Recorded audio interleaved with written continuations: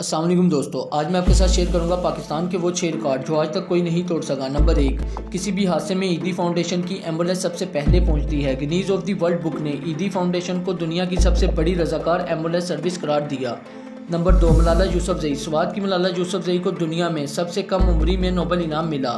2014 میں جب انہیں امن کے نوبل انعام سے نوازا گیا تو ان کی عمر صرف 17 سال تھی۔ طالبان کے حملے میں شدید زخمی ہونے والی ملالہ دنیا بھر میں خواتین کے لیے تعلیم کا کام کر رہی ہے۔ نمبر 3، جہانگیر خان۔ اسکواش کی تاریخ جہانگیر خان کے بغیر ادھوری ہے۔ اس پاکستانی سپر اسٹار کو یہ عالمی اعزاز حاصل ہے کہ انہوں نے ورلڈ اسکواش چیمپئن شپ مسلسل 8 بار جیتی۔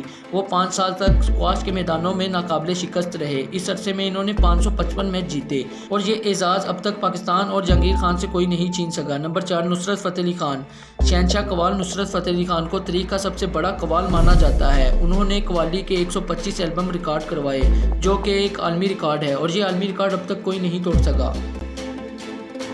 نمبر 5، عرفہ کریم۔ پاکستان کی عرفہ کریم رنداوا نے صرف 9 سال کی عمر میں مائکروسکوپ سرٹیفائیڈ پروفیشنل کا اعزاز حاصل کیا۔ اتنی کم عمری میں آج تک دنیا بھر میں کوئی شخص یہ ریکارڈ بنا نہیں سکا۔ افسوس کہ انسانیت کا یہ ذہین سرمایہ لمبی عمر نہ پا سکا۔ 2012 میں جب وہ صرف 17 سال کی تھی، موت کی وادی میں جا سوئی۔ ان کی اچانک موت نے دنیا بھر میں ان کے مداحوں کو غمزدہ کر دیا۔ Number 6، Rawalpindi express. شعیب اختر کو کون نہیں جانتا، انہیں کرکٹ کی تاریخ کی تیز ترین گیند پھینکنے کا اعزاز حاصل ہے۔ انہوں نے ورلڈ کپ 2003 میں انگلینڈ کے خلاف 161.3 کلومیٹر فی گھنٹہ کی رفتار سے گیند پھینکی اور یہ ریکارڈ بھی آج تک کوئی نہیں توڑ سکا۔ اور مزید ایسی ویڈیو دیکھنے کے لیے میرے چینل کو سبسکرائب کریں، بیل آئیکن کو کلک کریں۔ ملتے ہیں اگلی ویڈیو میں، تب تک کے لیے خدا حافظ۔